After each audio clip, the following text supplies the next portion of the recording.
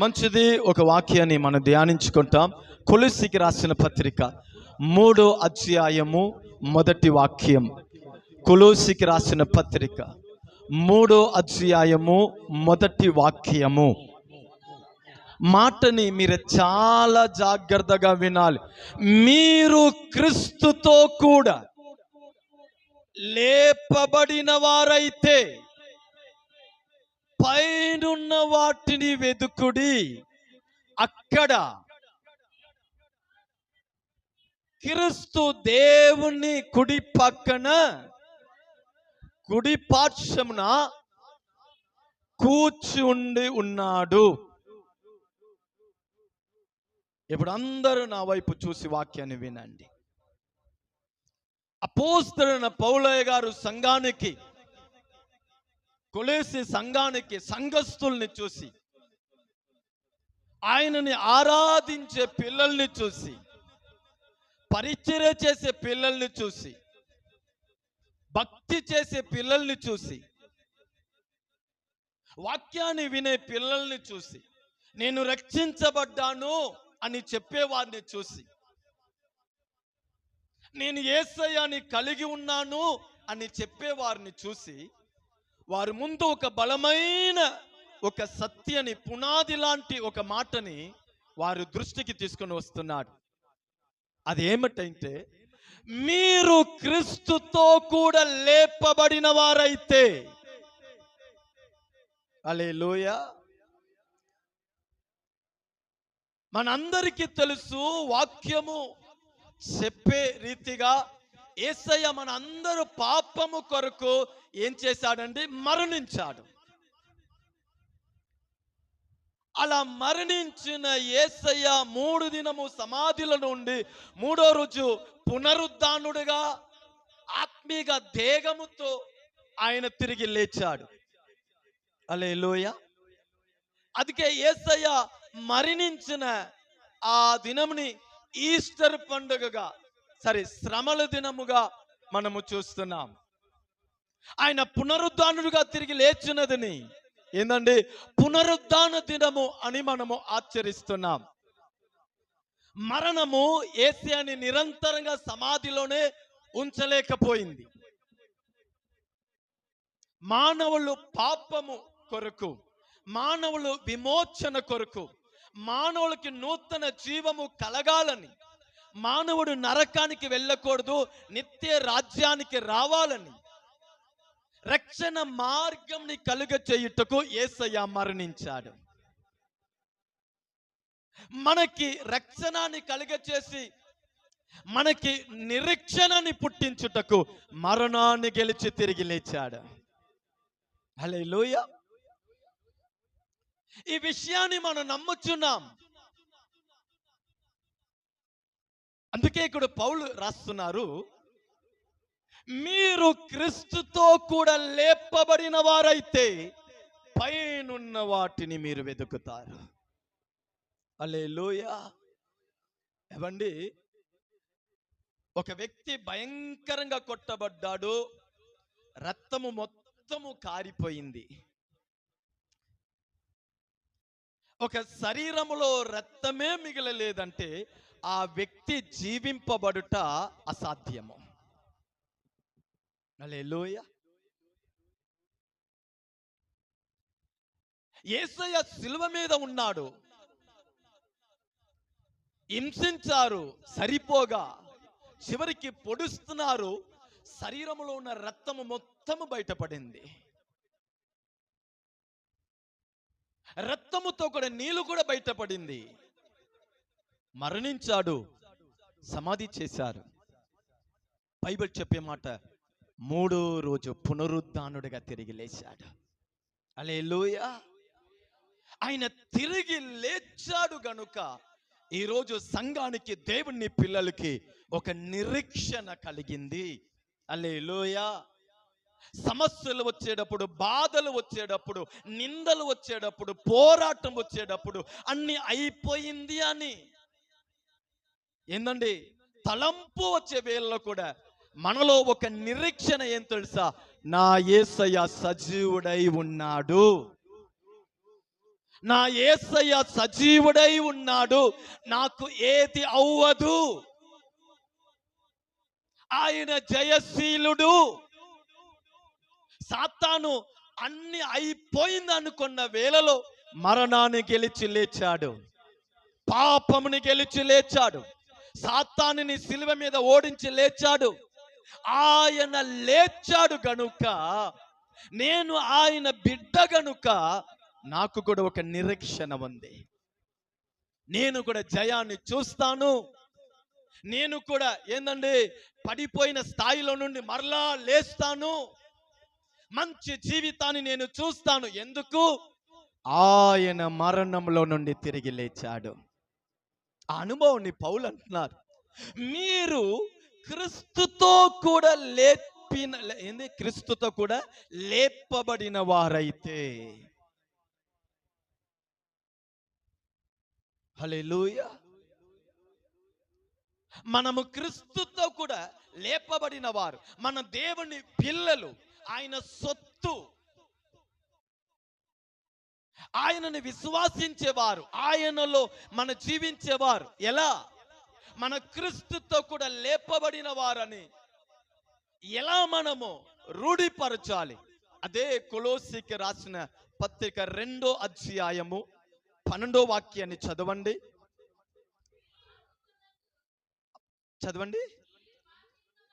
చూసారా అమ్మా, మనము క్రీస్తుతో కూడా లేపబడిన వారు అని వాక్యము రాస్తుంది. మన క్రీస్తుతో కూడా లేపబడిన వారు. నేను విమోచించబడినవాడు, నేను రక్షించబడినవాడు, నేను యేసయ్యను కలిగి ఉన్నవాడు, నేను యేసయ్యతో నడిచేవాడు, నేను యేసయ్యతో జీవించేవాడు, నేను యేసయ్య ఏక మనసు కలిగి ఉన్నాము. నేను ఆయన యందు, ఆయన నాందు నిలిచి ఉన్నాడు. ఇది ఎలా నిరూపించబడింది? అపోస్తలుడైన పౌలయ్య గారు చెప్తున్నారు. ఆ వాక్యం చెప్పండమ్మా. మీరు బాప్తిస్మమందు ఆయనతో కూడా పాతి పెట్టబడిన వారై. చాలా, అక్కడే ఉండండి అయ్యా. మనం క్రీస్తుతో కూడా లేపబడిన వారు, మన క్రీస్తుని కలిగి ఉన్నవారు, నేను క్రీస్తుకి సంబంధించిన వాడు. దానికి బలమైన ఒక ఆధారం పౌలు అంటున్నారు, మీరు క్రీస్తుతో కూడా లేపబడిన వారు. ఎవరు? బాప్తిస్మా ద్వారా ఆయనతో కూడా పాతి చేయబడ్డారు. ఆ బాప్తిస్మాలో నుండి, నీళ్ళలో నుండి మీరు ఎలా బయటకు తిరిగి లేస్తున్నారో, యేసయ్య ఎలా సమాధిలో పాతి చేయబడి 3వ రోజు తిరిగి లేచాడో, అలాగని మీరు బాప్తిస్మాలో నుండి లేస్తున్నారు. ఆయనతో కూడా మీరు లేపబడిన వారు. హల్లెలూయా. బాప్తిస్మా అనుభవము నిరూపిస్తుంది నువ్వు క్రీస్తుతో కూడా లేపబడిన వాడు, నువ్వు క్రీస్తుని కలిగి ఉన్నవాడు, నువ్వు నూతన సృష్టిగా మార్చబడినవాడు. నీకు యేసుకు మధ్యలో ఉన్న బంధముని నిరూపించేది బాప్తిస్మా. ఇది మనుషులు కనిపెట్టిన కార్యక్రమము కాదు, పుస్తకంలో నుండి పుట్టుకు వచ్చిన ఒక కార్యక్రమము కాదు. ఈ బాప్తిస్మా నిరూపించే కార్యం ఏమిటి? నేను యేసయ్యని కలిగి ఉన్నాను, నేను పాపానికి పాతి చెయ్యబడి నూతన జీవానికి యేసయ్యతో లేపబడినవాడు, పరిశుద్ధతానికి నేను లేపబడినవాడు, పరలోకానికి నేను లేపబడినవాడు, ఆత్మిక జీవితానికి నేను లేపబడినవాడు. హల్లెలూయా. నేను క్రీస్తుతో కూడా లేపబడినవాడు. దానికి బైబిల్ ఇచ్చే ఆధారం ఏమిటండి? బాప్తిస్మా ద్వారా. ముందు చదవండి. ఆయనను మృత్యులో నుండి, మరణంలో నుండి లేపిన దేవుని ప్రభావమందు విశ్వాసించిన ద్వారా. ఆమేన్ చెప్పండి. మీరు క్రీస్తుతో కూడా లేపబడిన వారు. అయితే ఎవరు క్రీస్తుతో కూడా లేపబడిన వారైత బైబిల్ చెప్పే మాట, బప్తిస్మా ద్వారా మీరు క్రీస్తుతో కూడా లేపబడిన వారు. రెండోది, మరణించిన యేసయ్యని మరణంలోనూ నుండి ఎందుకంటే సజీవుడిగా లేపిన దేవుణ్ణి ప్రభావం మీద, దేవుని కార్యం మీద విశ్వాసం ఉంచారు గనుక మీరు ఆయనతో కూడా లేపబడిన వారు. ఈ రెండు కన్ఫర్మేషన్ అండి. నేను యేసయ్యతో కూడా లేపబడిన, పాపానికి, లోకానికి, పాత జీవితానికి నేను మరణించాను, దాంతో సంబంధం లేదు. దీనికి ఆధారం ఏమిటి? నేను బప్తిస్మా ద్వారా ఆయనతో కూడా లేపబడి ఉన్నాను. రెండోది, మరణించిన యేసయ్యని పునరుద్ధానుడిగా లేపిన ఆ కార్యంని, క్రియలని నేను విశ్వాసించాను. బప్తిస్మా, రెండోది దేవుని కార్యంని విశ్వాసించుట. ఈ రెండు ఆయుధము నేను క్రీస్తుతో కూడా లేపబడిన వాడు అని అర్థం. హల్లెలూయా. ఈ అనుభవం కలిగిన వారిని గురించి 3వ అధ్యాయం 1వ వాక్యంలో పౌలు అంటున్నారు, క్రీస్తుతో కూడా లేపబడిన వారైతే మీరు పైనున్న వాటిని వెతుకండి. హల్లెలూయా. పైనున్న వాటిని వెతుకండి. మన క్రీస్తుతో లేపబడిన వారు పైనున్న వాటిని వెతుకుడి. ఆ 3వ వాక్యము, క్రీస్తు ఎక్కడ ఉన్నాడంట? లేదు, మొదటి వాక్యం, యేసయ్య లేచి ఎక్కడ ఉన్నాడంట?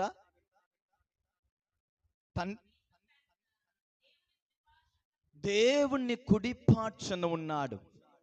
మనని కూడా ఎక్కడ కూర్చోపెట్టాడండి?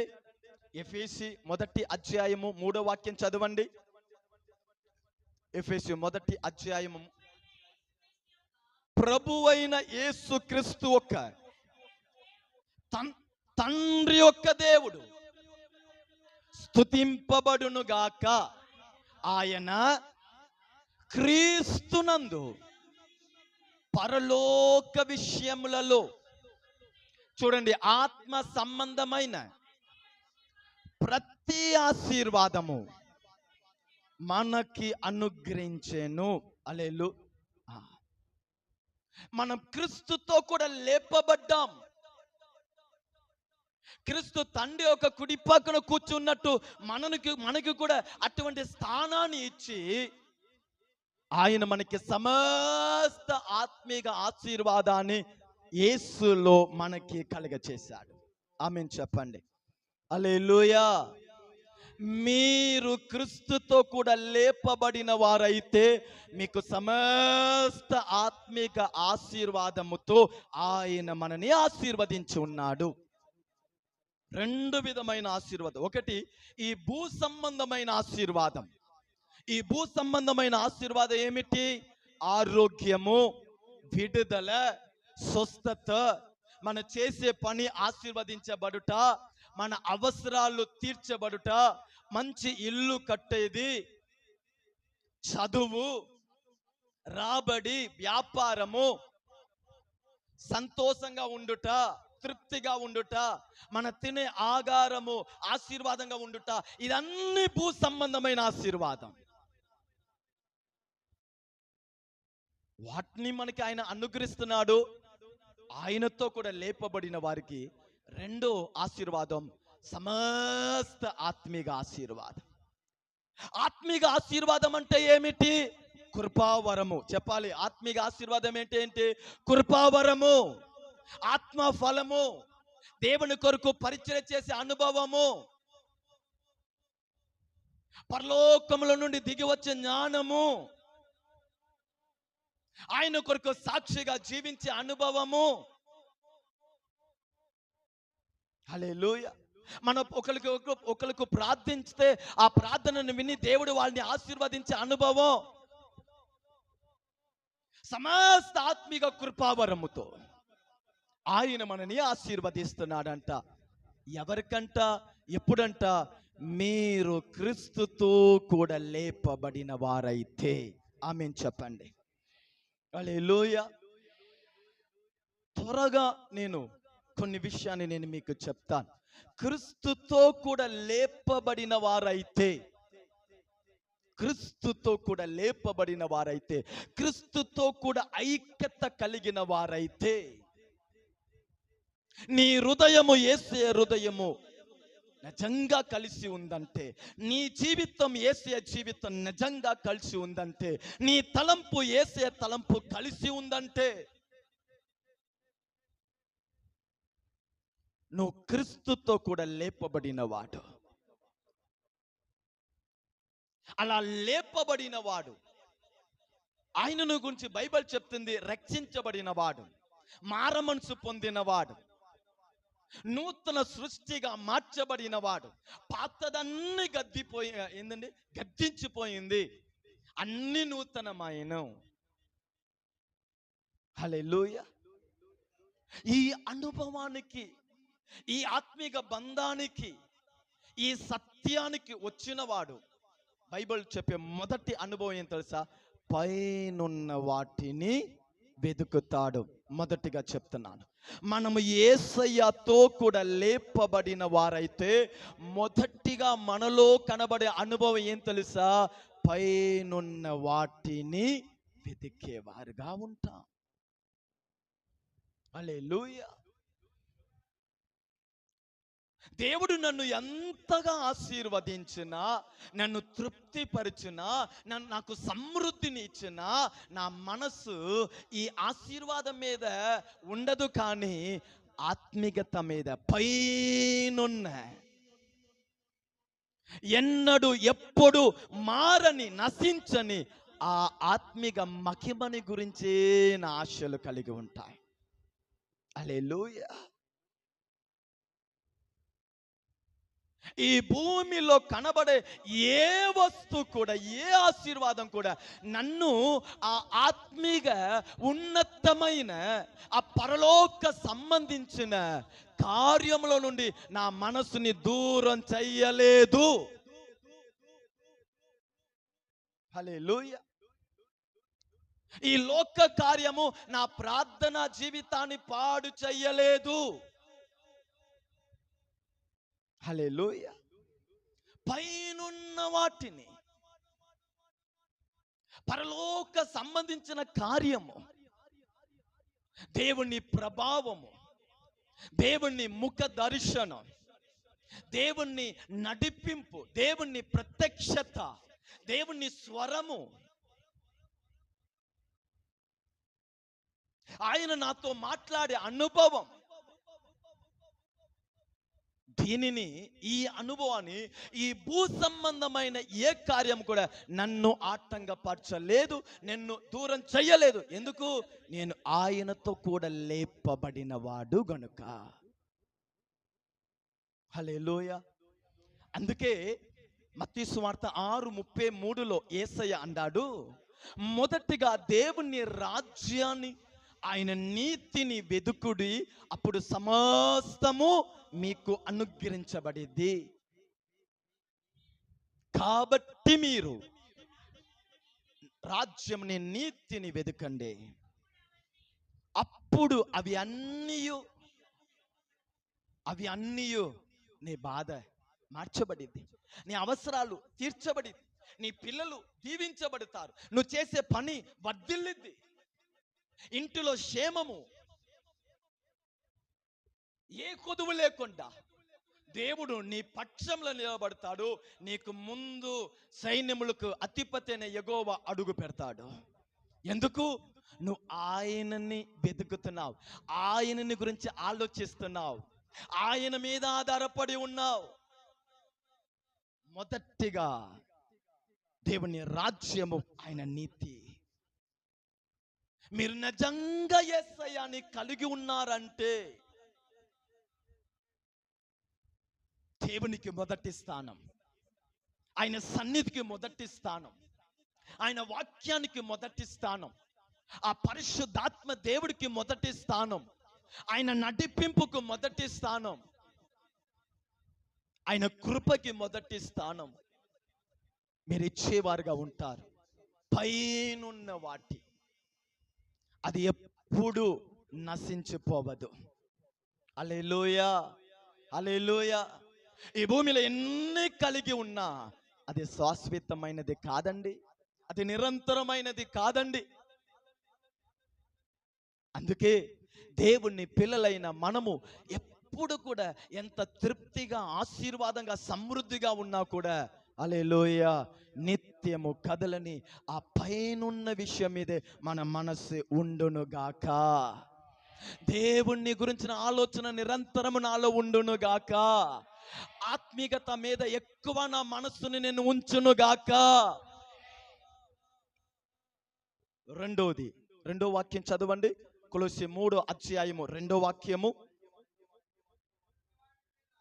పైనున్న వాటి మీద ఆ ఆ ఆ ఆ ఆ ఆ ఆ ఆ చాలు. దాచబడి ఉన్నది మనకు జీవమై ఉన్న క్రీస్తు ప్రత్యక్షమైనప్పుడు మీరును ఆయనతో కూడా ఎక్కడ మహిమయందు ప్రత్యక్షపరచబడుదురు. హల్లెలూయా. మనం ఆయనతో కూడా లేపబడిన వారైతే మన పైనున్న వాటిని వెదుగుతాం, ఆత్మీయులుగా ఉంటాం, భక్తిపూర్లుగా ఉంటాం, ఆయన పిల్లలుగా ఉంటాం.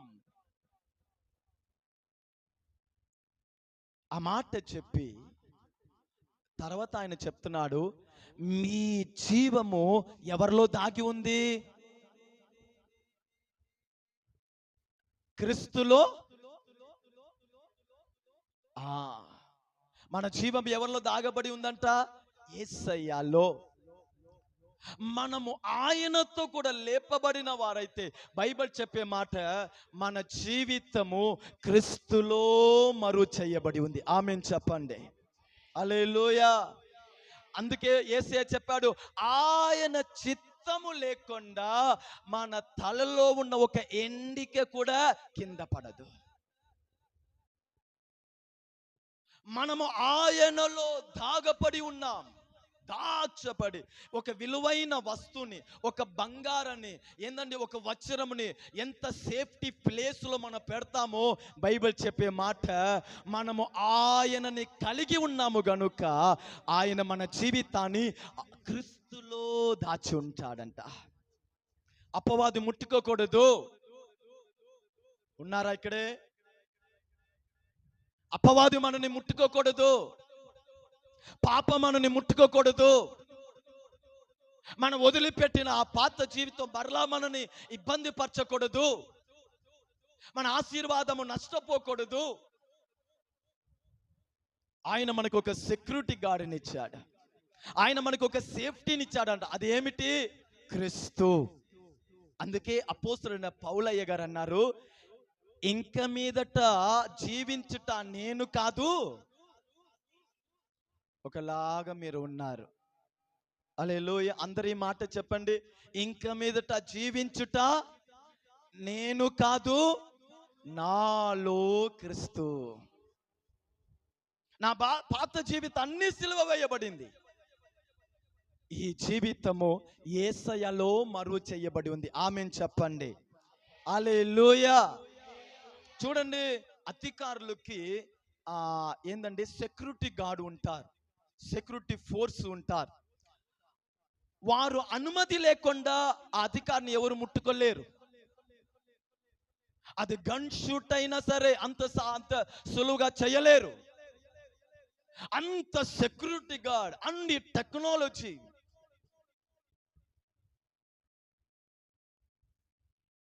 ఈ ఒక అధికారి ఒక నమ్మకం ఏమిటి? తన సెక్యూరిటీ గార్డ్. నేను అధికారి అని ఆయన నమ్మకం లేదు. నేను పవర్ఫుల్, నేను పరిపాలిస్తున్నాను, నేను గొప్ప, ఇది కాదు. ఆయన సేఫ్టీకి కారణం ఆయన చుట్టూ ఉన్నవారు. వారిని మీరి ఆ అధికారిని, ఆ ప్రధానిని, ఆ మినిస్టర్ని ఎవ్వరు కూడా ఏం చెయ్యలేరు. ఇది నిజమైతే క్రీస్తులో మన జీవితము దాచబడి ఉంటే అపవాది ఏదైనా చేయగలుగుతాడా? గట్టిగా ఆమేన్ చెప్పండి. ఇప్పుడే కొందరికి ఏందండి, ఆ ప్రైజ్ ది లార్డ్, ఇది మన నమ్మకం. నేను ఆయనలో లేపబడిన వాడు. ఆశీర్వాదం ఏం తెలుసా? నా జీవితం ఆయనలో దాగబడి ఉంది. నాకు ఏది అవ్వదు, ఆయన వదిలిపెట్టడు. ఆయనని దాటి అపవాది నా జీవితంలో ఏది కూడా చేయలేడు. హల్లెలూయా. ఈ మాటను నమ్ముతారా? నా జీవము యేసయ్యలో దాగబడి ఉంది. నా కుటుంబము ఆయనలో మరుగు చేయబడి ఉంది. నా పిల్లలు ఆయనలో మరుగు చేయబడి ఉన్నారు. నా పని ఆయనలో మరుగు చేయబడి ఉంది. నా ప్రతి ధనము ఆయనలో మరుగు చేయబడి ఉంది. నా ఆరోగ్యం ఆయనలో మరుగు చేయబడి ఉంది. ఇది కాదా మన నమ్మకం? ఇది కాదా మన నిరీక్షణ? ఆయన మనతో ఉండగా, మనము ఆయనలో ఉండగా ఎలాగండి దేవుడు మనని అప్పగిస్తాడు? ఆ పోరాటానికి ఎలా మనని అప్పగిస్తాడు? ఎలా వదిలిపెడతాడు? ఆమేన్ చెప్పండి. ఉత్సాహంగా చెప్పండి. గట్టిగా హల్లెలూయా చెప్పండి. నేను ఆయనలో దాగబడి ఉన్నాను. ఆ మాట చెప్పి తర్వాత మూడో వాక్యమా, నా జీవము ప్రత్యక్షమై, ఆ మాట జీవమైన క్రీస్తు, చూసారా? జీవమైన క్రీస్తు ప్రత్యక్షమయ్యేటప్పుడు ఆమేన్ చెప్పండి. గట్టిగా ఆమేన్ చెప్పండి. హల్లెలూయా. రాకడ వరకు నేను మరుగు చెయ్యబడి దేవుడు నన్ను నడిపించి ఆశీర్వదిస్తున్నాడు. ఎప్పటి వరకు? జీవమైన క్రీస్తు, నా జీవము, నా ప్రాణము మధ్య ఆకాశంలో వచ్చేటప్పుడు నేను కూడా ఆయనతో కూడా ఎదుర్కొని నిత్యముగా ఆయనతో కూడా మహిమలో జీవించబోతున్నాను. హల్లెలూయా. హల్లెలూయా. ఆ అనుభవము పొందాలంటే, ఆ ధన్యతని నేను అనుభవించాలంటే నేను క్రీస్తుతో కూడా లేపబడిన వారై ఉండాలి. ఆమేన్ చెప్పండి. హల్లెలూయా.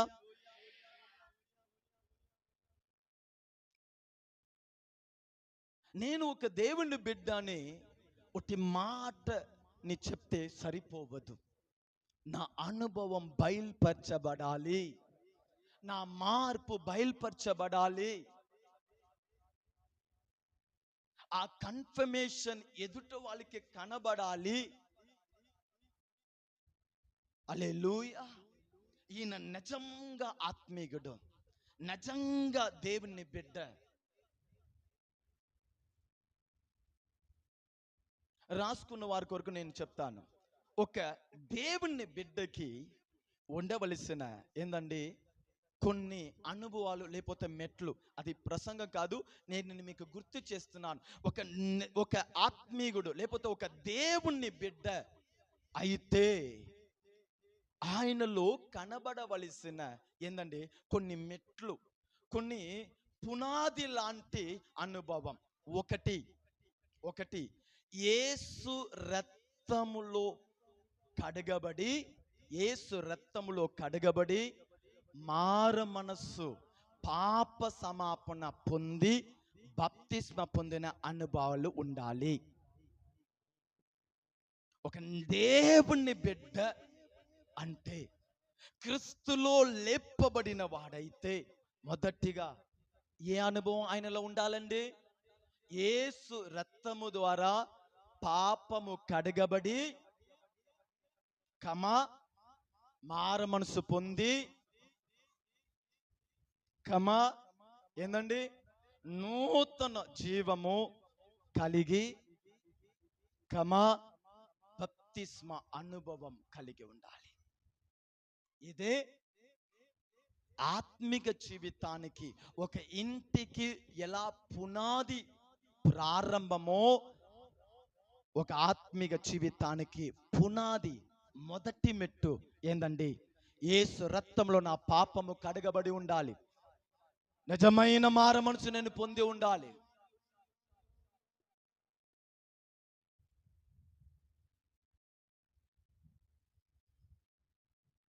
బప్తిస్మా నేను పొంది ఉండాలి. నేను మీకు ఒక ఉదాహరణ చెప్తాను. ఒకరోజు ఇటువంటి చిన్న సభలు జరుగుతూ ఉంటే వాక్యము ప్రసంగించబడింది. వాక్యము ప్రసంగం అయిపోయిన తర్వాత ఒక యవన కుమార్తె, వినండి, ఒక యవన కుమార్తె వచ్చి పాస్టర్ గారి దగ్గర చెప్పింది, అయ్యా, నిజమైన రక్షణ నాకు తెలిసిపోయిందయ్యా, యేసయ్య ప్రేమ నాకు తెలిసిపోయింది, నా పాపము నాకు తెలిసిపోయింది, నేను చేసే భక్తి నిజమైన భక్తి కాదని నాకు తెలిసిపోయింది. ఇలా యేసయ్యని నేను సొంత రక్షకుడిగా నేను అంగీకరించాను, నాకు మీరు బప్తిస్మా ఇయ్యండి అని ఆ పాస్టర్ని ఈ యవన కుమార్తె వేడుకుంది. పాస్టర్ కూడా సంతోషపడి, ఓకేమా, నేను నీకు ఫలానా దినము బప్తిస్మా ఇస్తాను అని మాట ఇచ్చేటప్పుడు ఎమ్మటే ఈ యవన కుమార్తె తల్లిదండ్రి వచ్చి పాస్టర్ దగ్గర మాట్లాడి, అయ్యా, నా అమ్మాయికి మీరు ఇప్పుడే బప్తిస్మా ఇయ్యకూడదు. కాదమ్మా, ఆమె రక్షించబడింది, తనని అప్పగించుకుంది, ఎందుకు మీరు ఇలా చేస్తున్నారు? వద్దు, మా అమ్మాయికి బాప్తిస్మా ఇయ్యండి, కానీ ఇప్పుడు వద్దు, కాలేజీ పూర్తి అవ్వాలి, తర్వాత ఆమె మంచి జాబ్లో కూర్చోవాలి, తర్వాత ఆమెకి పెళ్లి కార్యక్రమం ఉంది, పెళ్లి అవ్వాలి, తర్వాత సమయం ఉంది, అప్పుడు మీరు బప్తిస్మా ఇయ్యండి. పాస్టర్ అన్నారు, అమ్మా, ఇదే రక్షణ దినము, ఇదే అనుకూలమైన సమయము, ఆటంకపరచవద్దమ్మా. అస్సలు తల్లిదండ్రి ఒప్పుకోలేదు. పాస్టర్తో గొడవ పెట్టుకున్నారు, ఇయ్యవద్దు, మా అమ్మాయికి ఎప్పుడు బాప్తిస్మా ఇయ్యాలి, ఎప్పుడు తీసుకోవాలి మేము నిర్ణయిస్తాం. పాస్టర్ ఎన్నో చెప్పి చూశాడు, వినలేదు, వెళ్ళిపోయారు. కాలేజీ పూర్తి చేసింది. అకస్మాత్తుగా 2020లో కోవిడ్ వలన లాక్డౌన్ ప్రకటించబడింది.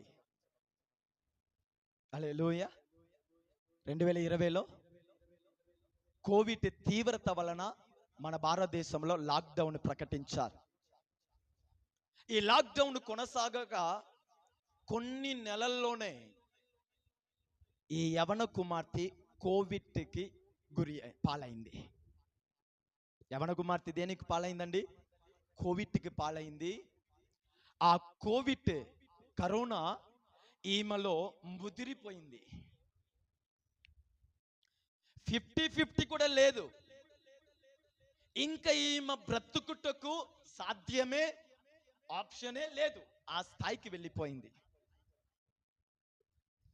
ఇక లాక్డౌన్, ఈ కోవిడ్ అంటే ఇంకా ఎవరు చూసేది లేదు, పలకరించేది లేదు. ఈ యవన కుమార్తె మరణము దగ్గర వెళ్ళిపోయింది. అప్పుడు ఈ యవన కుమార్తె తల్లిదండ్రి ఉన్నారే, పాస్టర్ గుర్తుకు వచ్చి పాస్టర్ దగ్గర వెళ్ళి, అయ్యా, మా అమ్మాయి బ్రతుకదు అని మాకు తెలిసిపోయిందయ్యా,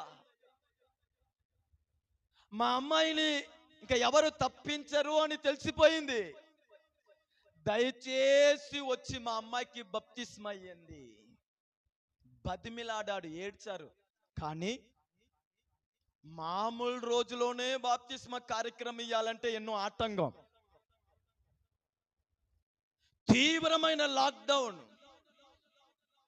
అసలు బయట అడుగు పెట్టుటకు అవకాశం లేని ఆ వేళలో పాస్టర్ ఏం చెయ్యలేరు. అమ్మా, మాట్లాడుట నేరము, ఇలా సెకండ్ ఇచ్చేదే నేరం అయితే బప్తిస్మా కార్యక్రమం అంటే అస్సలు కుదరదమ్మా, ఇది జరగని విషయము అని పాస్టర్ వాస్తవానికి బయట రాలేని పరిస్థితి, ఏం చెయ్యలేకపోయాడు. యవన కుమార్తె చనిపోయింది. అప్పుడు ఆ తల్లి తండ్రి తల మీద ఇలా కొట్టుకొని, రొమ్ము మీద కొట్టుకొని, అయ్యో, మా బిడ్డ రక్షణ భాగ్యంని సంపాదించుటకు మేము ఆటంకంగా ఉండిపోయామే. బాప్తిస్మ తీసుకుంటానని మనసు పూర్తిగా అప్పగించిన మా అమ్మాయిని మేము ఆపివేశామే. బాప్తిస్మ ఈటకు సిద్ధంగా ఉన్న పాస్టర్తో గొడవ పెట్టుకొని ఆ అనుభవాన్ని మేము ఆపివేశామే అని ఏడ్చిన ఏ ఉపయోగం? దేవుని సంగమా, బాప్తిస్మ అలాగనే దేవుడితో ఐక్యత పడుటకు దేవుడు మనకి కొన్ని ప్రేరేపణ, కొన్ని అవకాశం, కొన్ని ఆలోచనలు, కొన్ని అనుకూలతని దేవుడు మనకి ఇచ్చేటప్పుడు ఒక సేవకుడుగా దయచేసి దాన్ని మిస్ చేసుకోవద్దు. మరలా ఎప్పుడు ఆ ధన్యత మన దగ్గర రాకుండా పోవచ్చు. మరలా మన పశ్చాత్తాపు పడిన, ఏడ్చిన కొన్ని ఆత్మీయ ధన్యతని, కొన్ని ఆత్మీయ ఆశీర్వాదాన్ని ఎప్పుడు ఎక్కడ పొందలేము. ఆటంకం పరుచుకోవద్దు. అప్పగించుకొనుట ఆ ధన్యతనికి మన వారసులుగా మారిపోతాము. నేటి వరకు ఆ తల్లిదండ్రి ఏడుస్తా ఉండవచ్చు, మా బిడ్డ ఒక రక్షణ జీవితాన్ని మేము పాడు చేసేసాం. ఏ ఉపయోగం? దేవుని పిల్లైన నేను మీకు చెప్తున్నాను, దేవుడు కొన్ని మాటలు, కొన్ని హెచ్చరికలు, కొన్ని ఆలోచనలు, కొన్ని అవకాశము, కొన్ని సందర్భము, కొన్ని అనుకూలతని దేవుడు మనకి దగ్గర నుంచి ఇచ్చేటప్పుడు దాన్ని కాదని చెప్పవద్దు. ఎందుకు తెలుసా? ఆయనలో మనం లేపబడితేనే కాదా, ఆయనలో మనము దాచబడిన వారుగా ఉన్నాం. ఆయనలో మన దాచబడిన వారుగా ఉన్నప్పుడు అపవాది ఏం చేయలేకపోతున్నాడు. అలాగనే మన ఆశీర్వాదంలో ఎదుగుతున్నాం. ఒకరోజు జీవమైన క్రీస్తు మధ్య ఆకాశం వచ్చేటప్పుడు నేను కూడా ఎత్తబడిన వారై సదాకాలము ఆయనతో జీవిస్తున్నాను. ఆమేన్ చెప్పండి. హల్లెలూయా. దేవుని పిల్లలకి ఉండవలసిన రెండో కార్యము ఏం తెలుసా? రెండో కార్యం ఏం తెలుసా? సంఘ సహవాసం. చెప్పండి, సంఘ సహవాసం. ఇది నా ప్రసంగం కాదు. ఒక దేవుని బిడ్డ అయితే ఈ అనుభవం ఖచ్చితంగా ఉండాలి. పాప సమాపణ పొంది ఉండాలి, మారు మనసు పొంది ఉండాలి, బాప్తిస్మ అనుభవం పొంది ఉండాలి. రెండోది సంఘ సహవాసము. దేవుడు ఒక సేవకుడు చేతులు అప్పగించాడంటే అక్కడ నిలిచి ఉండుట. దేవుడు మనను ఒక సంఘంలో నాటాడంటే ఆ సంఘంలో నిలిచి ఉండుట, అక్కడ వాక్య వినుట, అక్కడ పరిచర్య చేయాలి, అక్కడ ప్రార్థించాలి, అక్కడ ఐక్యత కలిగి ఉండాలి, అక్కడ సాక్ష్యంగా ఉండాలి. హల్లెలూయా. ఒక విత్తనం విత్తబడ స్థలంలో నిలిచి ఉంటేనేగా అది చెట్టుగా మారుతుంది, ఫలమిస్తుంది.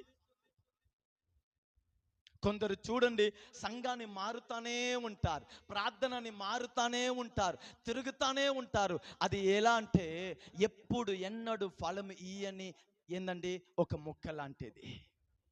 కొంచెం ఎదిగింది, అక్కడి నుంచి పీకేశాడు, వేరొక చోట్ల పెట్టాడు.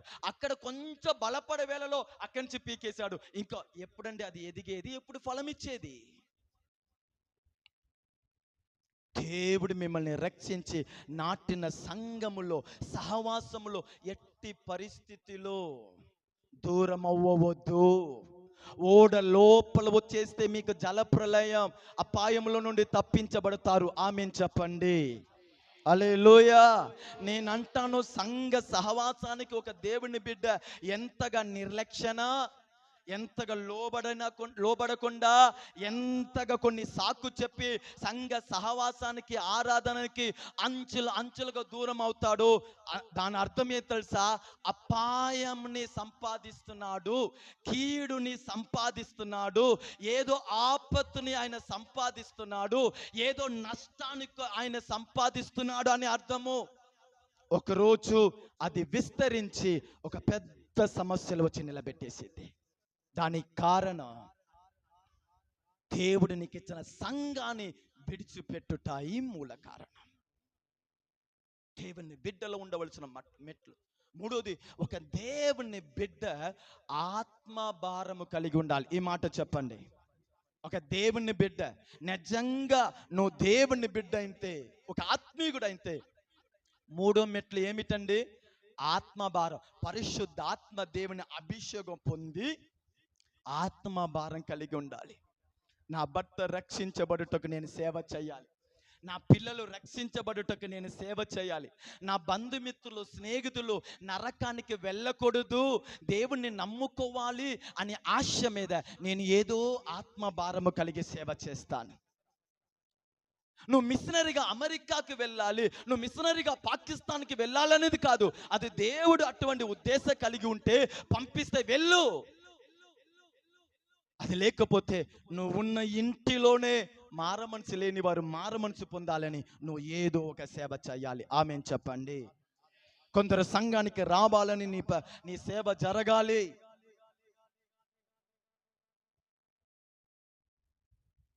నాలుగోది ఏముండాలి తెలుసా? అపోస్తుల బోధకి తనని అప్పగించుకున్న వారుగా ఉండాలి. ఆమేన్ చెప్పండి. నువ్వు నిజంగా దేవుని బిడ్డ అయితే, నిజమైన ఒక ఆత్మీయుడు, భక్తిపురుడు, యేసుని కలిగి ఉన్నవాడైతే, బైబిల్ చెప్పమాట మొదటగా పాప సమాపణ పొందిన కొన్ని అనుభవము, రెండవది సంఘంలో నాటబడిన వాడుగా ఉండాలి, మూడోది పరిశుద్ధాత్మ అభిషేకం పొంది పక్కనున్న వారి రక్షణ కొరకు నువ్వు సేవ చేసేవాడుగా ఉండాలి, నాలుగోది అపోస్తుల బోధకి నిన్ను అప్పగించుకోవాలి. లేనిపోని ప్రసంగాన్ని విని మీ భక్తిని పాడు చేసుకోకూడదు. వాక్యము ఏం చెప్తుంది, వాక్యాన్ని నువ్వు చదవాలి, వాక్యాన్ని నువ్వు ధ్యానించాలి, నీ సంఘంలో చెప్పే ప్రసంగాన్ని నువ్వు గైకొనాలి. బయట వినబడే మాయ మాటని వినకూడదు, అబద్ధ బోధని వినకూడదు, అబద్ధ ప్రవచనాన్ని వినకూడదు, అబద్ధ ఏందండి స్వార్థముగా లాభము కొరకు ప్రజల్ని వంచించే ధనాశ కలిగిన బోధని ఎప్పుడు వినకూడదు. నిన్ను పరలోకానికి చేర్చాలి, నిన్ను దేవుడిలో బలపరచాలి, నువ్వు ఎప్పుడు కూడా లోకంలో పడిపోకూడదని భారము కలిగి నీకు బోధించే ఆత్మీయ బోధలో ఎల్లప్పుడూ మీరు నిలిచి ఉండుముగాక. కొందరు సంఘానికి రారు, అయ్యగారు మేము యూట్యూబ్లో లైవ్ విన్నామండి. అవునా? Praise the lord. లైవ్ విన్నారా? మీ జీవితంలో కొన్ని లైవ్ వచ్చింది, అప్పుడు ఆ ఛానల్ దగ్గర వెళ్ళండి. హల్లెలూయా. ఆ లైవ్ లో నుండి చెయ్యి వచ్చి మీ మీద చేయి పెట్టి ప్రార్థన చేస్తారండి. ఆ లైవ్ లో మీ చెయ్యిని లోపల వదిలిపెట్టి వేసి కానిక వేస్తారండి? కాదు. అసలు లైవ్ అనేది ఒకటి, ఎవరు నడకలేని వారు, మంచం మీద పడి ఉన్నవారు, అనారోగ్యకి పాలైన వారు, కొన్ని దేవుడు మంచి చెయ్యి, కాలు, బలము అన్ని అది ఇది మొత్తం ఇచ్చి ఉన్నా లైవ్ అంటారా? ఆమెన్ చెప్పండి. హల్లెలూయా. అపోస్తుల బోధ ఆదివారము ఏందండి, మన చర్చి ఈ రోడ్ అవతల గబ్రియెల్ దూత వచ్చి మీటింగ్ జరిపినా కూడా వెళ్ళకూడదు. ఆమెన్ చెప్పరే? హల్లెలూయా. ఆదివారం ఆ రోడ్ అవతల గ్రౌండ్ ఉందిగా, అక్కడ ఎవరు వచ్చి మీటింగ్ జరిపినా కూడా వెళ్ళకూడదు. గబ్రియెల్ దూత ఉన్నాడు చూసారా పరలోకంలో, ఆ దూత వచ్చి అక్కడ ఒక మీటింగ్ జరిపినా కూడా వెళ్ళకూడదు. ఆ రోజు దేవుడు నిన్ను నాటిన సంఘంలోనే నీ సేవకుడు ద్వారా మాట్లాడతాడు, నీకు కావలసిన ఉపదేశముని, వాక్యాన్ని. ఆమేన్ చెప్పండి.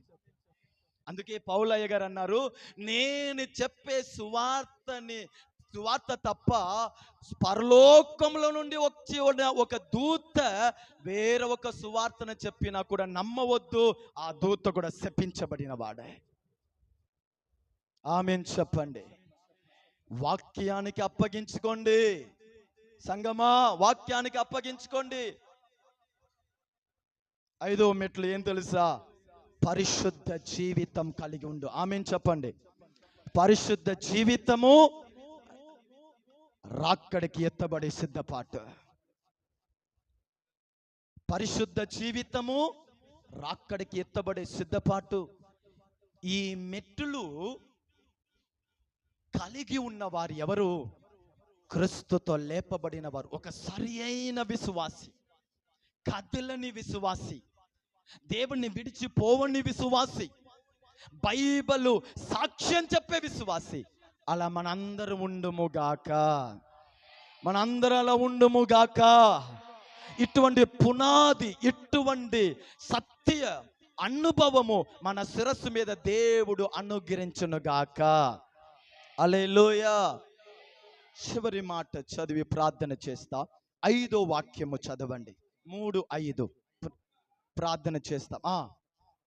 కావున భూమి మీద ఉన్న మీ అవయములను, అనగా,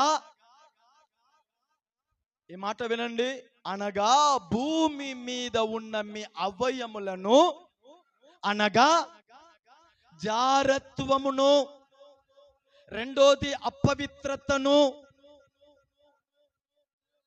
మూడోది కామత్వను, నాలుగోది దురాశను, విగ్రహ ఆరాధనైన ధనాప్షను చంపివేయుడి. ఆమేన్ చెప్పండి. అందరు గట్టిగా ఆమేన్ చెప్పండి. మనము క్రీస్తు యేసులో లేపబడిన వారైతే నేను పైనున్న వాటిని వెతుకుతాను, ఆత్మీయతానికి ప్రథమ స్థానం ఇచ్చేవాడుగా ఉంటాను. హల్లెలూయా. బైబిల్ తీసుకొని బయట రాగానే చర్చికి వెళ్తున్నావా? అవును. ఒక 5 నిమిషాలే, ఇక్కడ దాకా వచ్చి వెళ్ళు. హల్లెలూయా. 5 నిమిషాలే. అంతలో పాటలు పాడుతూ ఉంటారు. ఇక్కడ దాకా 5 నిమిషాలు వెళ్ళాడు, 5 గంటలు ఆడ అయిపోయింది. హల్లెలూయా. నువ్వు క్రీస్తుతో కూడా లేపబడిన వాడైతే దేవుని విషయంలో, ఆత్మీయ విషయంలో నువ్వు రోషముని చూపిస్తావు. రాను అంటే రాను, కలవాలంటే ఆరాధన అయిపోయిన తర్వాత వచ్చి కలుస్తాను. నా దేవుడు నేను కలిసే ఈ అనుభవాన్ని విడిచిపెట్టను. పైనున్న వాటిని వెతకాలి. కొన్ని సందర్భంలో దేవుడి విషయంలో రోషము కలిగి ఉండాలండి. ఎవరు ఏ అనుకున్నా సరే దేవుడి విషయంలో రోషం కలిగి ఉండాలి. కొన్ని పరిశుద్ధులు ఉన్నారు, ఉదయం బిడ్డ చనిపోగా బిడ్డని ఇంటిలో మంచం మీద పనుకోపెట్టి ఆరాధనకు వచ్చి దేవుని ఆరాధించి పరిచయం చేసి అన్ని అయిపోయిన తర్వాత బిడ్డ చనిపోయిన విషయాన్ని తెలియచేసి ఉన్నారు. పరలోకంలో ఉన్న దేవుడు ఎంతగా వారిని గణపరిచి ఉంటాడు. కన్న బిడ్డ చనిపోయిన మంచం మీద పడేసి సంఘంలో వచ్చి ఆరాధన చేసి ఉన్నారు, పరిచయం చేసి ఉన్నారంటే ఏ రోషమండి. చిన్న తలనొప్పిని ఆరాధనని మానుకొనుట, చిన్న కడుపు నొప్పిని ఆరాధనని మానుకొనుట, కొంచెం నీరసంగా ఉందని ఆరాధనని మానుకొనుట, మనసు బాగులేదని ఆరాధన. నీ మనసు ఎప్పుడు బాగుంది? ఈరోజు కొత్తగా మనసు బాగలేదని, కొంచెం టెన్షన్గా ఉందని ఆరాధన మానుకుంటా. ఏవండి, 100 కోట్ల రూపాయల కంటే విలువైనది పరిశుద్ధ ఆరాధన. దేవుని సన్నిధిలో వచ్చి కూర్చుండుట, ఆ ధన్యత ఉంది చూసారా? ఈ భూమిలో దేనికి కూడా అది సాటి అయినది కాదు. ఎలా నిర్లక్ష్యం చెయ్యగలిగావు? ఎలా అంత సులువుగా ఆ అనుభవాన్ని నువ్వు చూడగలిగావు?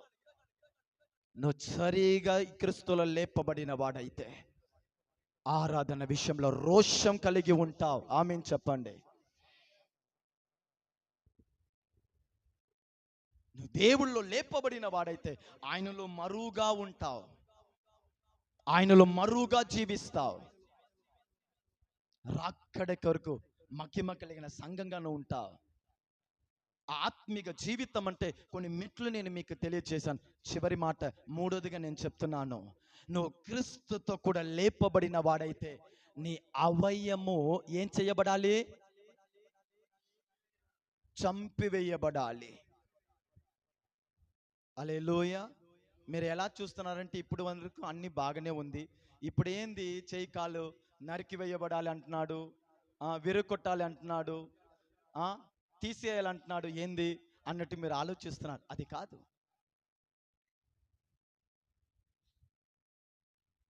నువ్వు క్రీస్తుతో కూడా లేపబడిన వాడైతే నీ అవయములో క్రియ చేసి, అంటే దేవుడు నీకు ఒక నూతన జీవం ఇచ్చే చూసారా, ఒక మంచి బ్రతుకిచ్చారు చూసారా, ఒక మంచి లైఫ్ ఇచ్చారు చూసారా, ఒక మంచి భవిష్యాన్ని ఇచ్చారు చూసారా, ఆ భవిష్యాన్ని పాడి చేసే కొన్ని అవయాలు మనలో నివసిస్తుంది. ఆ అనుభవాల్ని నువ్వు ఏం చెయ్యాలి? దేవుడిలో, అంటే ప్రార్థన ద్వారా, వాక్యము ద్వారా, యేసయ్య రక్తము ద్వారా, పరిశుద్ధాత్మ దేవుని అగ్ని ద్వారా ఆ అనుభవాల్ని నువ్వు ఏం చేసేయాలి? చంపివేయాలి. అది దాని అర్థము. యేసయ్య ప్రసంగ చేసేటప్పుడు అన్నాడు, నీ కన్ను నీకు ఆటంకంగా ఉందంటే ఆ కన్నుని ఏం చేసేయ్? పీకేయ్. రెండు కన్నుతో నువ్వు నరకానికి వెళ్ళేదానికి బదులుగా ఒక కన్ను లేకుండా పరలోకంలో ఉండుట మంచిది. నీ కాలు నీకు ఆటంక పరిస్థితి అంటే, నీ చెయ్యి నీకు ఆటంక పరిస్థితి అంటే ఆ చెయ్యి కాలుని నరికివేయ్. ఆ రెండు కాలుతో నువ్వు నరకానికి వెళ్ళేదానికి బదులుగా ఒక కాలు లేకపోతే చెయ్యి లేకుండా పరలోకంలో ఉండుట ఎంత మేలు. దాని అర్థం ఏమిటి? నన్ను పాపానికి నడిపించే ఈ కాలుని నరికివేయాలంటే ఆయన సన్నిధిలో వచ్చి, దైవమా ఈ కాలు నన్ను పాపానికి నడిపిస్తుందయ్యా, ఈ కాలుని నేను ఆపలేకపోతున్నాను, ఈ నడకని నేను కంట్రోల్ చెయ్యలేకపోతున్నాను, ఈ కాలు చెడ్డ సహవాసానికి పరిగెత్తుతుంది, నాకు సహాయం చెయ్యండి అని ఆయన దయ వలన ఆ చెడ్డతనానికి పరిగెత్తే కాలుని ఆయన బాగు చెయ్యుట. మారమనసు పొందాము, ఆరాధన చేస్తున్నాం, దేవుని సన్నిధికి వస్తున్నాం. ఏమండి, ఈ మాటని దేవుడు కొలొస్సే సంఘంతో అంటున్నాడంటే ఆ సంఘము క్రీస్తుతో లేపబడిన వారే, దేవుళ్ళు మరువై ఉన్నవారే, పైనున్న వాటిని వెతుకుతున్నారు, ఆరాధన చేస్తున్నారు, భక్తిపూర్లు అయినా సేవకుడు వారి జీవితాన్ని చూసేటప్పుడు వారి అవయాల్లో ఇంకను కొన్ని పొరపాట్లు ఉంది. భక్తి చేస్తున్నారు ఒక పక్కన, మరొక పక్కన వారి అవయాల్లో పాపము, ఒక పక్కన సంఘానికి వస్తున్నారు, మరొక పక్కన వారిలో అపవిత్రత, ఒక పక్కన నేను విశ్వాసి దేవుని బిడ్డ అంటున్నారు, మరొక పక్కన వారి నాలికల్లో అపవిత్రత. దీనిని చూసిన అపోస్తలుడైన పౌలయ్య గారు ఆ సంఘాన్ని దర్శిస్తున్నాడు, ఆ సంఘానికి ఈ పత్రికను రాస్తున్నారు. మీరు క్రీస్తుతో లేపబడిన వారైతే, నీ భక్తి నిజమైనదంటే, నీ ప్రేమ నిజమైనదంటే, నీ కుటుంబం నిజమైనదంటే, నీ హృదయం సరిగా ఉందంటే నీ అవయం ఎందుకు ఇలా ఉండాలి? ఆమేన్ చెప్పండి. మన క్రీస్తుతో కూడా లేపబడిన వారైతే మూడో అనుభవం, నా అవయము నీతి అవయముగా ఉండునుగాక. చెప్పండి, నేను క్రీస్తుతో కూడా లేపబడిన వాడైతే నా అవయం ఎలా ఉండాలి? నీతి ఆయుధముగా ఉండునుగాక. అవయం నీకు మొదటిగా ఏ అంటున్నాడండి? జారత్వమా? మొదటి ఇక్కడ జారత్వం అని రాయబడింది, అసలు దాని అర్థము విభచారము అని రాయబడింది. విభచారం, అక్రమ సంబంధం. నేను రక్షించబడినవాడు అని గ్రహింపు ఈ కాలములో లేకపోతుంది. తునీకరంగా పాపము, భార్యకి తెలియకుండా అక్రమ సంబంధము, భర్తకి తెలియకుండా అక్రమ సంబంధము, తునీకరం. దేవుడు చూస్తున్నాడని ఇంత మాత్రం భయము లేని ఒక కాలంలో మనం జీవిస్తున్నాం. జాగ్రత్తగా ఈ మాట వినండి. హల్లెలూయా. విభచారం అంటే ఏమిటండి? వివాహమైన వాడు వివాహం అవని వాడితో, లేకపోతే వివాహ బంధానికి బయట, అది అక్రమ సంబంధం కాదా? హల్లెలూయా. 10 మంది ఏందండి ఉన్నారు. ఆ 10 మందిలో ఒక్క వ్యక్తి వలన ఆకర్షించబడుతున్నానంటే అది నన్ను తప్పైన అనుభవానికి తీసుకొని వెళ్తుంది. 10 మంది ఒకే అనుభవం ఉంటే ఒక్క వ్యక్తి వలన నేను ఆకర్షించబడుతున్నాను. అర్థం చేసుకోండి, నన్ను చెడ్డ బంధానికి అపవాది మార్గం సిద్ధపరిచాడు. హల్లెలూయా. ఒక కంపెనీ ఉందండి, ఆ కంపెనీలో 100 మంది పని చేస్తున్నారు. కానీ ఒక్క వ్యక్తితో వరకు నా మాటలు, నా అనుభవాలు వ్యత్యాసంగా ఉంది. అపవాది నన్ను పరిశుద్ధతలండి అపవిత్రతానికి నన్ను దారి తప్పిస్తున్నాడు. హల్లెలూయా. భార్య ఏందండి ఉదయమే లేచి మంచి కూర చేసి, ఆమెకి సాధ్యం వరకు కూర చేసి క్యారేజ్ పెట్టి కట్టించింది. మధ్యాహ్నం భోజనానికి కూర్చుంటున్నాడు. అలా క్యారేజ్ తీస్తున్నాడు. ఆ ఆఫీసులో పని చేసి ఒక ఆంటీ వచ్చింది. సార్ నేను చేప తీసుకొచ్చాను సార్, తీసుకోండి అని. ఆంటీ అంటుంది, సార్ ఏం కూర సార్? అవునా ఇదేనా సార్, నేను ఫిష్ కర్రీ తీసుకొచ్చాను సార్. సరి అయిన వాడైతే, సరి అయిన వాడైతే ఏవండి, ఒక్కడు తప్పిపోతున్నాడు, 100 రోజు పరిశోధన అవసరం లేదు, ఆయన యాక్టివిటీస్లో తెలిసిపోయింది. సరి అయిన భర్త అయితే అది ఎంత విలువైన కూర అని పర్వాలేదు, నా భార్య నాకు చేసి ఇచ్చింది, దానికంటే ఇది బెస్ట్. ఆ చేపని చూడగానే దీనికి మూత పెట్టేస్తున్నాడంటే వ్యభిచారానికి తనని అప్పగిస్తున్నాడు. హల్లెలూయా. ఎమ్మటే ఆమె ఇంకా, సార్ మీరు ఆఫీసులో ఎంత కష్టపడుతున్నారు, కొంచెం అన్నం బాగుంటే బాగుండేది కదా. దాని అర్థం ఏమిటి? పాయింట్ మీకు అర్థమైందా? అర్థమైందయ్యా? వాళ్ళ ఎలా ఇస్తుంది? కూర ఇచ్చావు వెళ్ళిపోవచ్చు. మీరు ఎంత కష్టపడుతున్నారు సార్, మీకు కొంచెం ఫుడ్ బాగుంటే బాగుండేది. ఇండైరెక్ట్గా ఏ అంటుంది? భార్య మీద డౌట్ పెడుతుంది. మనం ఇలా ఆలోచించము, నా మీద ఎంత భారము, నా కష్టాన్ని ఎంతగా ఏం ఆలోచిస్తుంది. సాతానుడా,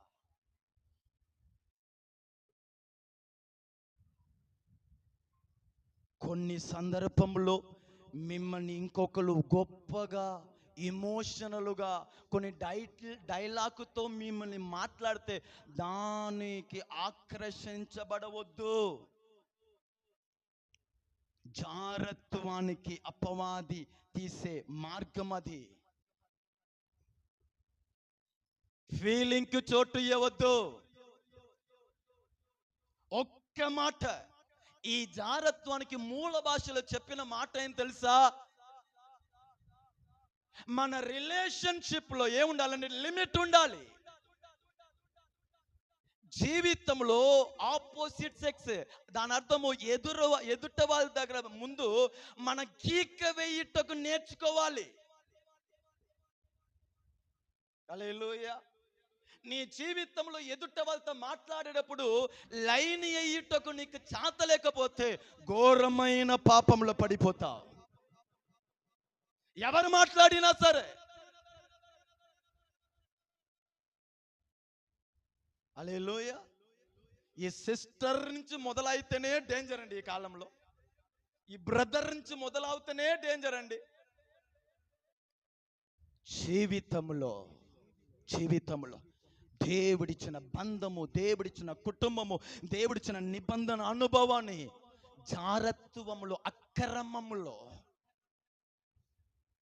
పడేయుటకు ఒక్క మెసేజ్ చాలండి, ఎమోషనల్లీ మెసేజ్ ఒకటి చాలు.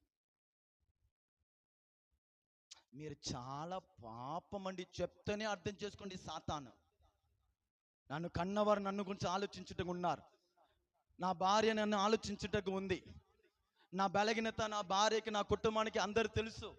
ఈమె ఏంది ఈయన ఏంది నా మీద జాలి పడేది. జాగ్రత్త, జాగ్రత్త. ఎప్పుడు కూడా ఎమోషనల్కి, డైలాగ్స్కి, ఎప్పుడు కూడా ఓ యాంకర్ వద్దు, నీ బంధాన్ని కూలిపోతా. బియ్యము కింద పడింది అనుకోండి, చీపురి లేకపోతే ఏదైనా తీసుకొని దానిని సమకూర్చుకోవచ్చు. ఒక గ్లాసు కింద పడింది అనుకోండి, ఒక గాజు కింద పడింది అనుకోండి, సమకూర్చవచ్చు, రూపాన్ని మీరు తీసుకురాలేరు. ఈ జీవితం ముందు చూసారా, భార్య భర్త బంధంలో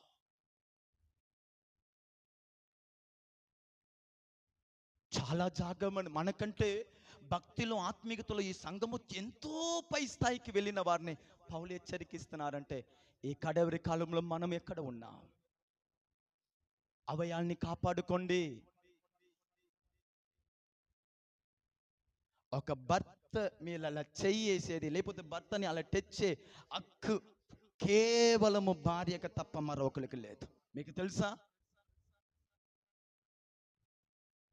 కన్న తల్లి కూడా ఒక స్టేజ్ తర్వాత ఈయనకి, నా బిడ్డకి వివాహం అయిపోయింది, అప్పుడులాగా ఇప్పుడు అరే అని మాట్లాడకూడదు, ఆయనకు కుటుంబం అనేది వచ్చింది అని ఆలోచిస్తారు. నా మాట మీకు అర్థమైందయ్యా?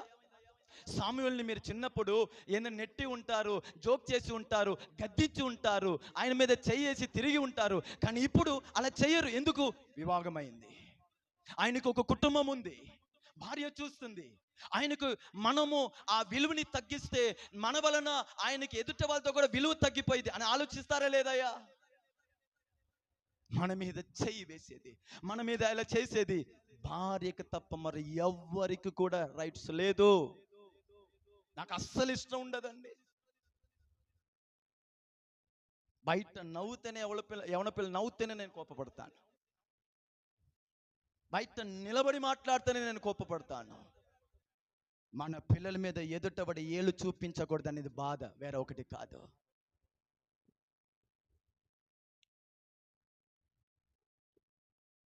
మన ఎవరు తెలుసా? క్రీస్తుతో కూడా లేపబడిన వారు. ఆమేన్ చెప్పండి. కనుక మీ బంధాన్ని యేసులో కాపాడుకోండి, ఆ పరిశుద్ధమైన బంధము. రెండోది అక్కడ రాయబడిన మాట ఏందమ్మా? రెండోది అపవిత్రత. రెండోది ఏమిటి? అపవిత్రత. హల్లెలూయా. శుభ్రము దానికి ఆపోజిట్. హల్లెలూయా. నీతి అవినీతి, విశ్వాసము అవిశ్వాసము, నమ్మకము మూఢనమ్మకము, వెలుగు చీకటి, పరిశుద్ధత పాపము, అలాగనే అపవిత్రత. హల్లెలూయా. అపవిత్రత. అపవిత్రతానికి అసలు ఒకరోజు 2 యవన పిల్లలు విశ్వాసులే మాట్లాడుకున్నారు, సినిమా చూసేది తప్ప కాదా? ఆమేన్ చెప్పరే. ఈ మాట చెప్పి ముగిస్తాను. విపరీతంగా చర్చలు. ఒక యవనమ్మాయి అంటుంది చూసేది తప్పు కాదు, ఇంకొక అమ్మాయి అంటుంది మన విశ్వాసులు కాదా చూడకూడదు. ఈ మధ్యలో పాస్టర్ అక్కడ ఎంటర్ అయ్యాడు. ఏందమ్మా అయ్యా, సినిమా చూసేది తప్ప కాదంటే నేనంటున్నాను కాదని, ఏమంటుంది చూడవచ్చు. సరే చూడవచ్చు అని చెప్పిన అమ్మాయి దగ్గర అడిగాడు పాస్టర్ గారు, ఏందమ్మా చూడవచ్చు అంటే, అయ్యగారు అది ఏం కాదు, జస్ట్ యాజ్ ఎ ఎంటర్టైన్మెంట్. ఏమన్నాడండి? కాలక్షేమం, టైంపాస్, ఎంటర్టైన్మెంట్ అన్నాడంట. నేను మీతో అడుగుతాను, ఎంటర్టైన్మెంట్ అంటే మీకు తెలుసా? అర్థం తెలుసా? ఏందండి ప్రతి దానికి గూగుల్ దగ్గర వెళ్తారు, ఎప్పుడైనా ఎంటర్టైన్మెంట్ గురించి మీరు అర్థం తీసారా? బైబిల్లో ఎంటర్టైన్మెంట్ నార్మల్గా ప్రతి విషయానికి ఇది జస్ట్ టైం పాస్ కదా, ఎంటర్టైన్మెంట్ కదా. మెంట్ అని వస్తుంది చూసారా? సబ్మిట్ ఏంటంటే కమిట్మెంట్, కమాండ్మెంట్, ఈ మెంట్ అని వస్తుంది. ఎంటర్టైన్మెంట్ అంటే ఏం తెలుసా? Entering and connect with that activities. దాని అర్థం ఏమిటంటే, నేను దేనిని చూస్తున్నానో నాకే తెలియకుండా నేను దాని లోపల ప్రవేశించి దానితో కలిసిపోవుట. నువ్వు దేనిని చూస్తున్నావు? కొందరు చూడండి, రోడ్డు మీద డ్రమ్ము కొట్టి వెళ్తా ఉంటే ఇక్కడ వీడి చెయ్యి ఆడుతూ ఉంటాయి. ఉన్నారా? రోడ్డు మీద డ్రమ్ము కొట్టి వెళ్తాడు, కానీ చూస్తూ ఉన్నవాడు చెయ్యి వీడికి తెలియకుండానే కొడతా ఉంటాయి. రోడ్లో కొందరు డాన్స్ చేస్తా వెళ్తారు, ఈయనకే తెలియకుండా. అవునా కాదా? ఎంటర్టైన్మెంట్ అంటే ఏం తెలుసుకున్నారా? నువ్వు దేనిని చూస్తున్నావో నీవు దాని లోపల వెళ్ళిపోతున్నావు, దాంతో కనెక్ట్ అయిపోయావు. నేను జస్ట్ ఫోన్లో కాదా బూత్ బొమ్మ చూస్తున్నావు, స్వయంగా నువ్వు దాని లోపల కనెక్ట్ అయిపోయావు. హల్లెలూయా. ఇద్దరు కొట్టుకుంటున్నారు, అది నీకు ఎంటర్టైన్మెంటా? ఒకడు కుర్ర ప్రాణంలో పడి ఉన్నాడు, అది నీకు ఎంటర్టైన్మెంటా? టైం పాస్ అంటావా? అపవిత్రత. ఒక అపవిత్రతని నువ్వు ఎలా టైం పాస్ అని చెప్పవచ్చు? దేవుని సంగమా, చాలా జాగ్రత్త. నేను పరిశుద్ధతానికి పిలువబడిన వాడు, ఆమేన్ చెప్పండి. పరిశుద్ధంగా ఉన్నవాడు, ఆమేన్ చెప్పండి. ఇంకను నీతిగా ఉన్నవాడు, ఇంకను మనకి టైం పాస్ అనేది లేదు. రైట్ అంటే రైట్, రాంగ్ అంటే రాంగ్, 1 అంటే 1, 2 అంటే 2.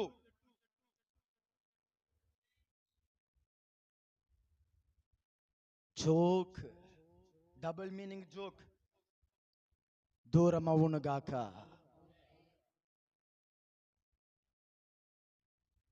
ఒకరిని గాయపరిచేస్తారు, జోకుగా చెప్పాను. అబద్ధం, తప్పండి, తప్పు. అపవిత్రత అవయముని పాడి చేస్తుంది. మూడో మాట అక్కడ వచ్చింది, మోగము. ఏందయ్యా? కామత్వము. మూడోది. నేను అంటాను, ఒక సేవకుడుగా నేను మీకు చేయి జోడించి చెప్తాను, మీ పిల్లల మీద తప్పకుండా చేయి పెట్టి ప్రార్థించండి. మీ పిల్లల మీద నవ్వుటకు సమయం ఉంది, బయట కూర్చుంటానికి టైం ఉంది, లేనిపోని నీ మాట్లాడక టైం ఉంటాయి. బిడ్డ మీద చేయి పెట్టి 5 నిమిషాలు ప్రార్థించుటకు తల్లికి సమయం లేదంటే నువ్వు ఒక నిజమైన తల్లి ఉంటానికి వీల్లేదు. ఈ సమాజం ఎటువంటిది? చిన్న పిల్లలు చెల్లి అని విద్యాస లేకుండా చూసే సమాజము. ఏ రోజు పిల్లల మీద చేయి పెట్టి ప్రార్థించండి. చిన్న పిల్లలు, వీళ్ళకి ఏం తెలీదు, వాళ్ళకి ఏం తెలీదు, వాడిని చూసే కన్ను ఉంది చూసారా, కామముతో నిండి ఉంది.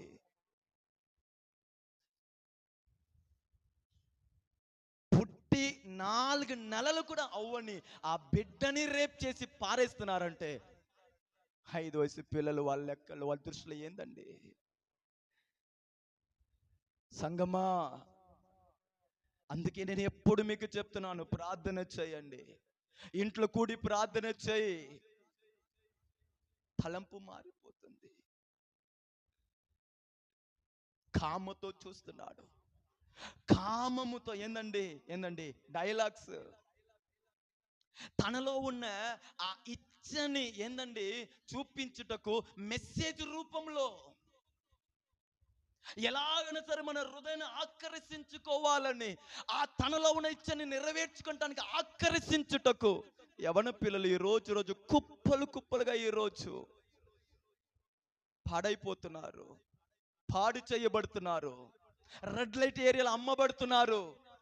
మీరు రోజు అప్డేట్ చూడండి. తండ్రి వలన కుమార్తె పాడు చేయబడుతుంది, అన్న వలన చెల్లి పాడు చేయబడుతుంది, బంధుమిత్రుల వలన అమ్మాయి పాడు చేయబడుతుంది. వార్త రోజు వినట్లేదా? ఇదన్నీ ఏమిటి? కామం. ఆ కాలంలోనే దైవజనుడు సంఘానికి హెచ్చరిస్తున్నాడంటే ఈ కడవరి దినం ఎంత ఘోరంగా. నీ అవయవాల్ని దేవుళ్ళకి పరిశుద్ధపరచుకో. 4వది చెప్పబడిన మాట దురాశ. హల్లెలూయా. దురాశ, ఉన్నదిలో తృప్తియే లేదు. కొందరికి ఒకే ఒక పాట, కావాలి కావాలి కావాలి కావాలి కావాలి, సరిపోదు సరిపోదు సరిపోదు. హల్లెలూయా. వారానికి కావాలి ఏమిటి? సాడి. హల్లెలూయా. కావాలి. దేవుడు దయ వలన ఇంతవరకు ఉంది, స్తోత్రం. రేపు కొంచెం చేతికి రాగానే తీసుకుంటాం, ఆహా కుదరదు. నువ్వేం చేస్తావో తెలీదు, రావాలి. ఎలాగైనా నువ్వు తేవాలి.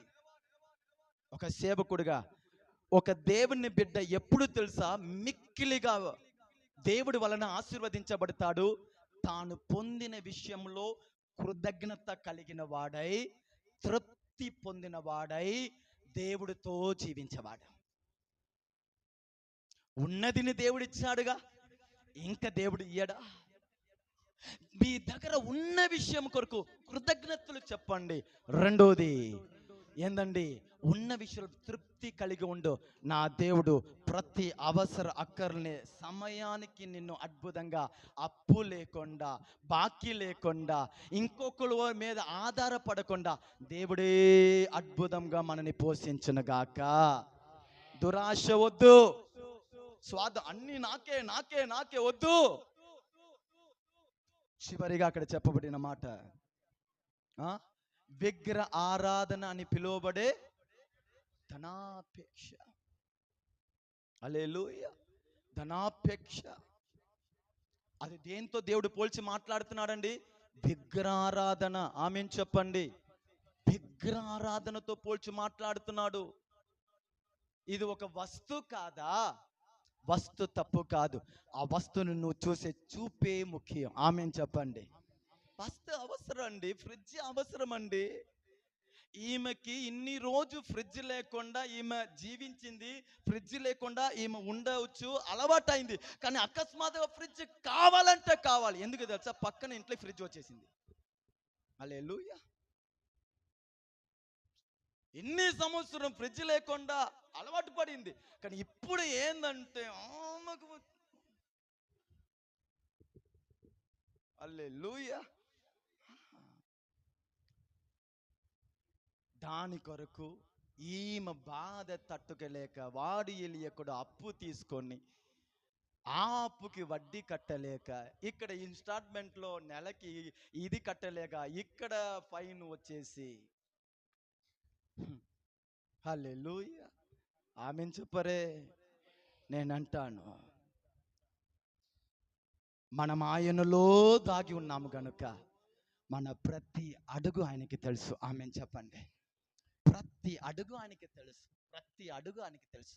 నేనంటాను, దేవుడు ఇచ్చినదిలో జీవించుట నేర్చుకోండి. ఆమేన్ చెప్పరే. దేవుడు ఇచ్చినదిలో జీవించుట నేర్చుకోండి. ఈ సన్నటి బియ్యం, బీపీటీ బియ్యం, అది ఇది వచ్చిన తర్వాత రేషన్ బియ్యానికి విలువ లేకుండా పోయింది. హల్లెలూయా. ఎక్కడ తిరిగినా చివరికి ఇక్కడే రావాలండి. ఒకరోజు బియ్యం అయిపోయింది, బియ్యం కొనడానికి అవకాశమే లేదు, ఇంట్లో మిగిలింది ఏంటి? రేషనే. తీయరా? నేనంటాను, అన్నిట్లో జీవించుటకు అలవాటు పడండి. దేవుడు అద్భుతంగా నిన్ను నడిపించి తీసుకొని వెళ్తాడు. హల్లెలూయా. ధనాపేక్ష వేణ వద్దు. ఎందుకు తెలుసా? అది విగ్రహారాధన అంట. నీకు తెలియకుండానే దేవుని పక్కన పెట్టేసి ఒక వస్తువుని దేవుడిగా మారుస్తున్నావు. ఆమేన్ చెప్పండి. కనుక క్రీస్తుతో లేపబడిన వారైతే పైన ఉన్న వాటిని వెతికేవాడిగా ఉంటా. రెండోది, ఆయనలో మరుగా ఉండి రాకడికి సిద్ధపడేవాడిగా నువ్వు ఉంటావు. ఆయనలోను జీవించేవాడైతే ఈ పాపానికి నడిపించే అవయాల్ని యేసు రక్తం వలన, నామం వలన, ప్రార్థన వలన, పరిశుద్ధాత్మ వలన నువ్వు ఏం చేసేసి తొలగించి నువ్వు క్రీస్తులో పరిశుద్ధంగా జీవిస్తావు. అందరూ మోకరిస్తామా? అందరూ మోకరిస్తామా? యేసయ్యా నీకు స్తోత్రం, దేవా నీకు స్తోత్రం.